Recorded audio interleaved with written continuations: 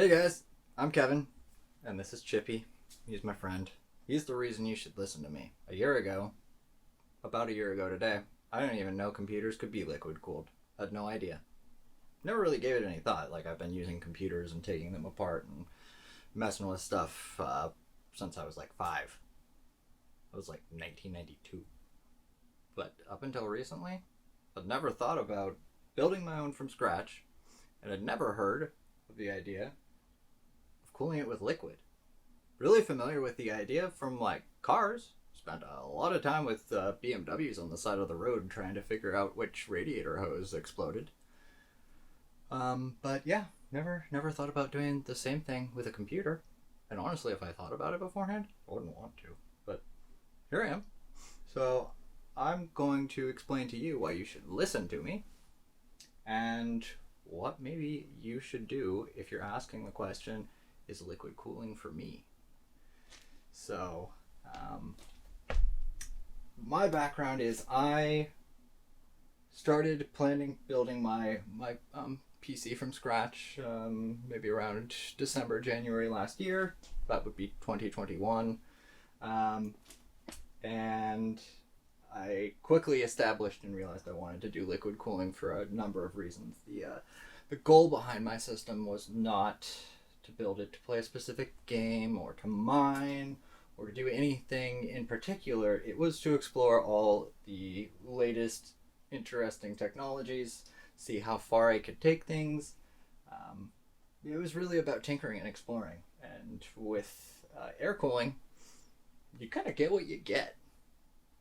It's not ever going to allow you to really push your CPU or your GPU, obviously, at least not much further than the factory specs. Now, granted, there's not a whole lot of room in GPUs and CPUs to improve them, but it is there. So I think the easiest answer to is liquid cooling for me. Should I use an AIO? Should I build a custom loop? Is if you're asking that question, no, it's not for you, and you don't need to, because I obviously want to educate you, but if you don't know if it is, you don't know the benefits of it.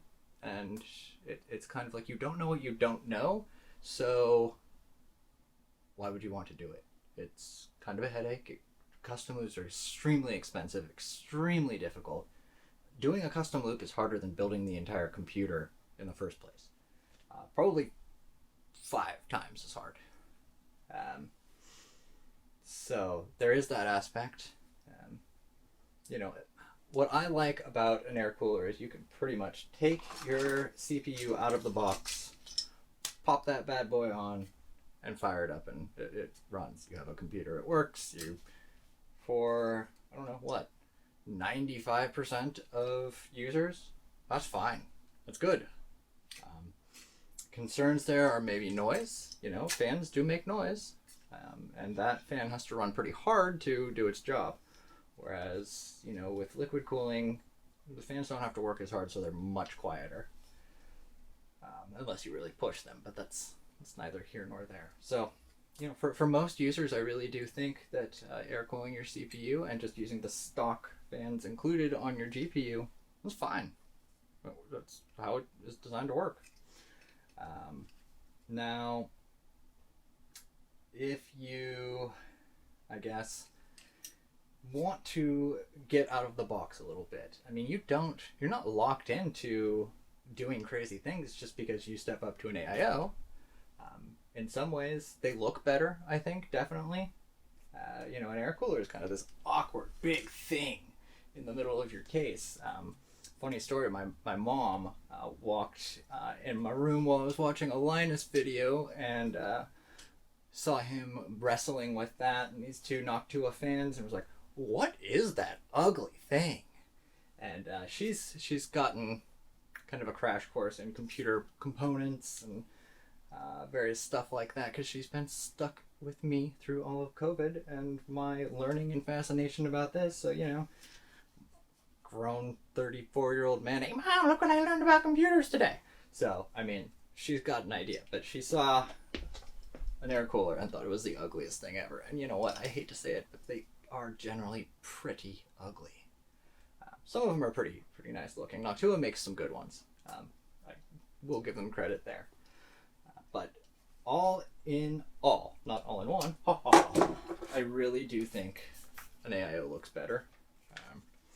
And in some ways, an AIO can look better than a custom loop. Now, AIO, let's say an air cooler, you can get a decent one between what, 60 and 80? Is that about right? I actually don't know because I've never bought one.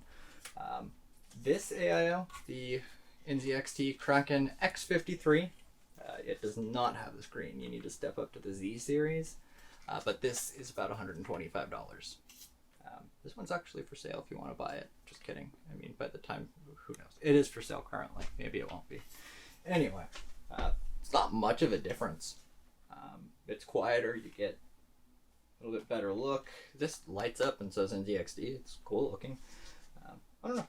If I were starting from the basics, not trying to do something as insane as I ended up doing with the full custom loop, I would probably just go with this.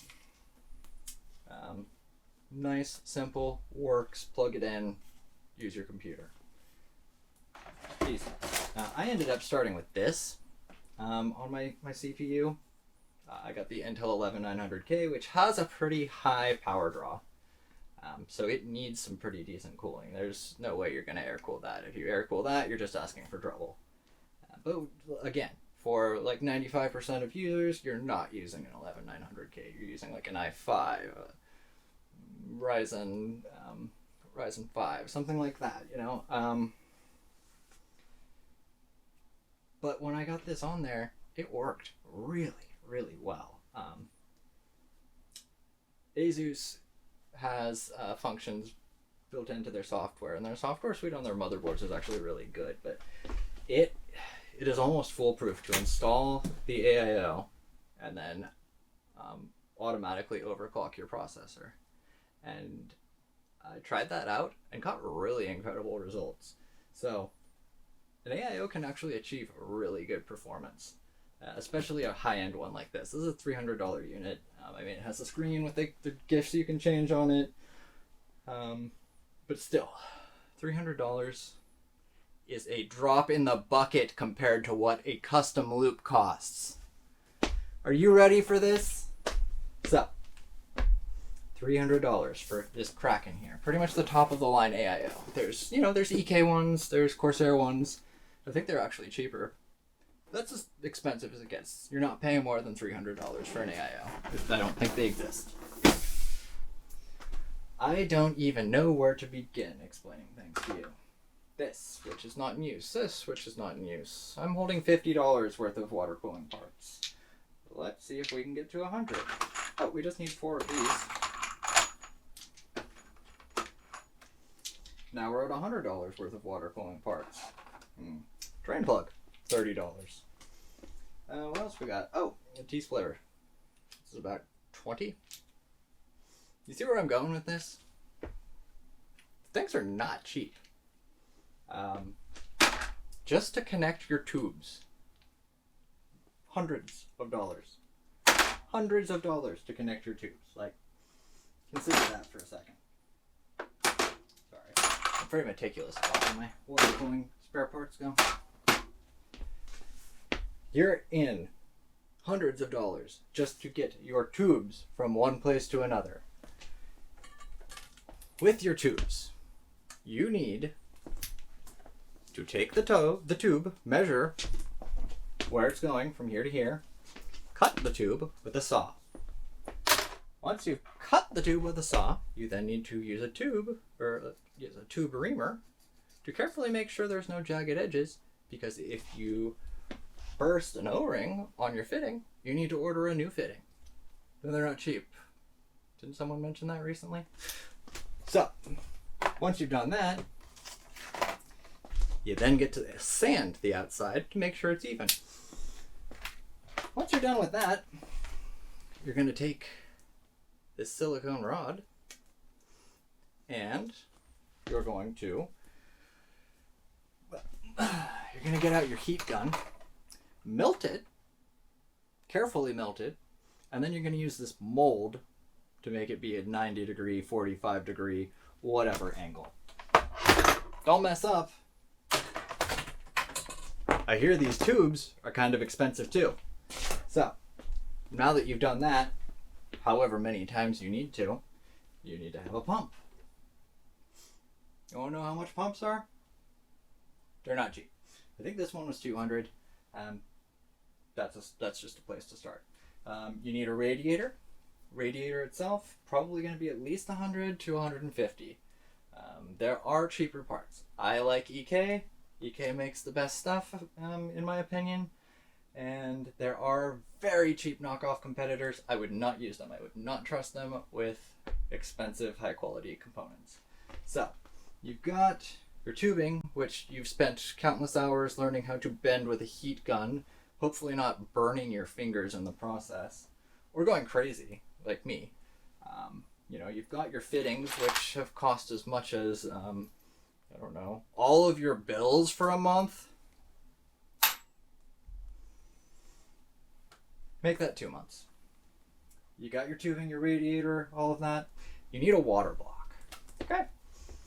Now, I can't exactly grab the one out of my system and show you, but that's basically just this part.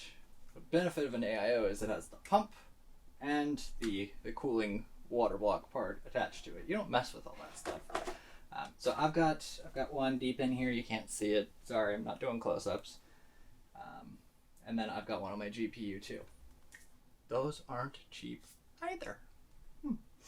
The CPU one, those are, $150 to $200. The GPU one for the 3090, that's about almost $200, I think. The problem is with the 3090, it has VRAM on the back of it, which also requires cooling. Guess what? No one really makes anything for that. So I had to devise my own system, which I'm not even sure if it works. Otherwise, I can't push my 3090 as far as I'd like to. Now, to be fair, that was a problem with the stock cooler on it anyway. There was no provision for cooling the VRAM on the back. But when you're pushing it hard, you're overclocking your GPU. You're going to need to cool that VRAM down. It's a fact of life. People disagree and think it's not true. Guess what?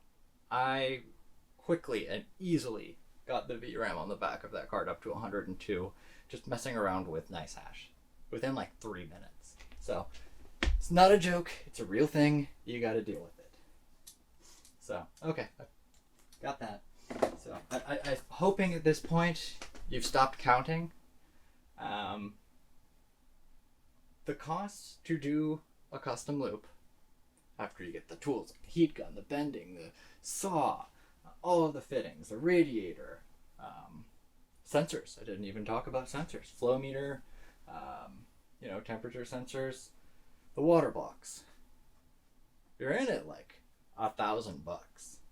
Granted, Corsair makes kits, really, really basic ones that are still okay, for about $500. I highly doubt it has everything you need in it.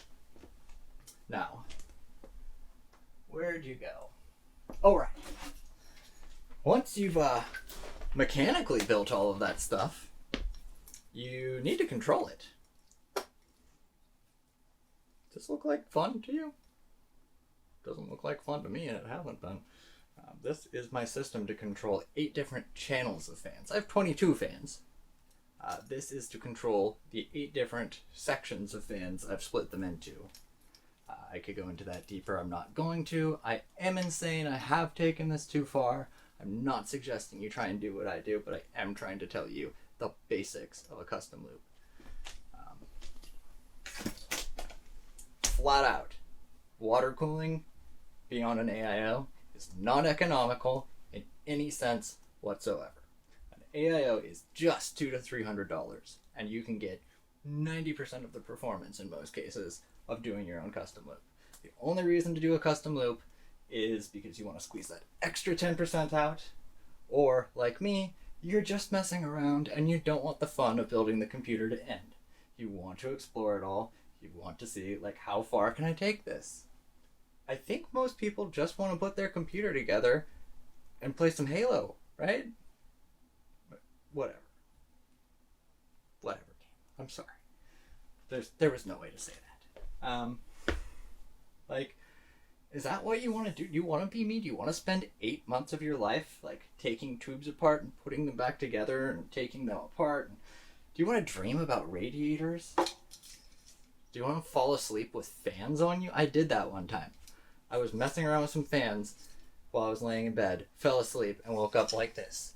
Is that how you want to live your life after you've spent thousands of dollars on parts? No, it's not. So, like I said, unless you already have an answer for the question of should I use liquid cooling, the second I asked that in the beginning, no, you should not. Absolutely not. You can go ahead and like use a basic AIO. They look nice. They're easy. But under no circumstances, unless you have a very specific reason that you can already answer, should you be building a custom loop.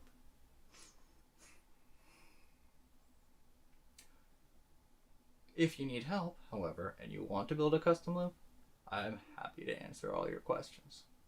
Got a lot of knowledge stuck up here that's never going to go away, unfortunately. Good luck.